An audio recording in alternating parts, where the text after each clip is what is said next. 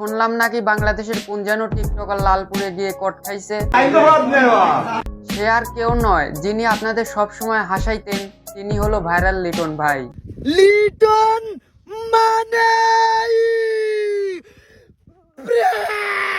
সেখানকার স্থানীয় লোকজনরা সবাই মিলে নাকি তাকে কট দিয়েছে।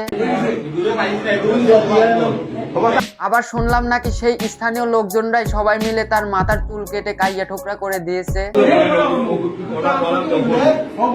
লজ্জায় সে মুখ দিয়ে একটি কথা বের করছে না, কারণ যদি সেখানে একটি কথাও বলে তাহলে স্থানীয় লোকজনরা সবাই মিলে তার পাছার ছাল তুলে ফেলবে।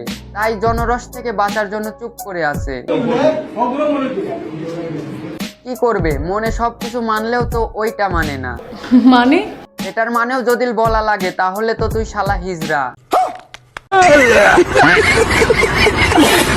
আজকের ভিডিও এই পর্যন্তই। ভিডিওটা শুধু বিনোদনের জন্য ছিল, কেউ মাইন্ড করবেন না। সবাই ভালো থাকবেন, সুস্থ থাকবেন। আল্লাহ হাফেজ।